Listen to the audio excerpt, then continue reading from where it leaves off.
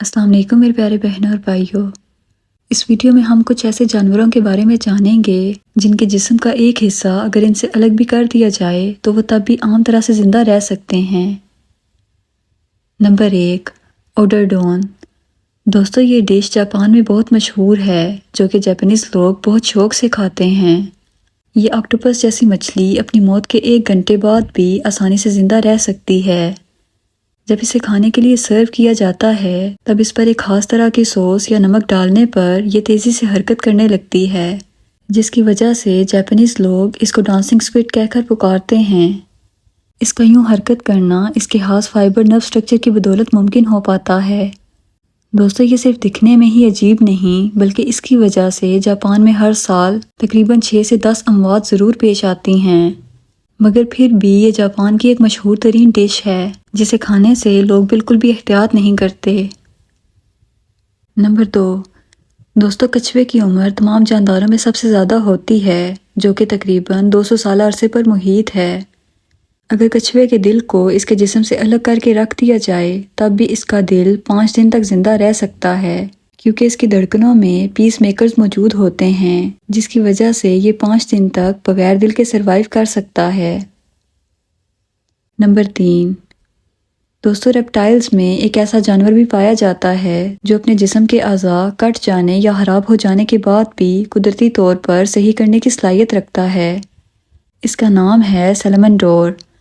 اس کے جسم کا کوئی حصہ اگر کٹ کر الگ بھی ہو جائے تو یہ اسے پہلے کی طرح دوبارہ ریپروڈیوس کر سکتا ہے۔ دوستو، اس کے جینز کے اندر موجود امبلاکس نام کا انزائم اس کی اس خاصیت کا ذمہ دار ہے جو اس کے جسم کو تیزی سے بڑھانے میں مدد کرتا ہے، حتیٰ کہ یہ دل کو بھی دوبارہ سے گرو کرنے کی صلاحیت رکھتا ہے۔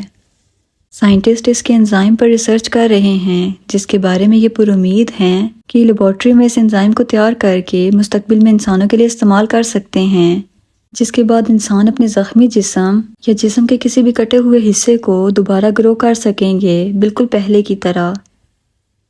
نمبر 4، کاکروچ کے بارے میں سائنٹسٹ کا خیال ہے کہ یہ وہ واحد مخلوق ہے جو نیوکلیئر وار کے دوران بھی سروائیو کر سکتے ہیں۔ دوستو، یہ چھوٹا سا کیڑا اپنے سر کے بغیر کئی ہفتوں تک زندہ رہ سکتا ہے، اور سر کٹنے کے بعد ان کی موت بھی صرف اس وجہ سے ہوتی ہے کیونکہ یہ کچھ کھا نہیں پاتے۔ دوستو، چونکہ کاکروچ کے اندر بلڈ پریشر کا کوئی بڑا نیٹ ورک موجود نہیں ہوتا تو آکسیجن کی فراہمی ان کے لیے مشکل کام نہیں ہوتی۔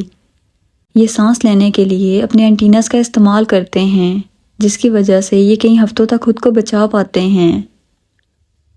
نمبر 5، دوستو، چھوٹی سی دکھنے والی یہ مکھی کئی دن تک اپنے سر کے بغیر زندہ رہ سکتی ہے کیونکہ اس کے جسم کا سٹرکچر اللہ تعالیٰ نے بہت ہی یونیک سا بنایا ہے جس کی وجہ سے یہ ممکن ہوتا ہے۔ مکھیوں کی چھاتی میں ایک ریزرو برین موجود ہوتا ہے۔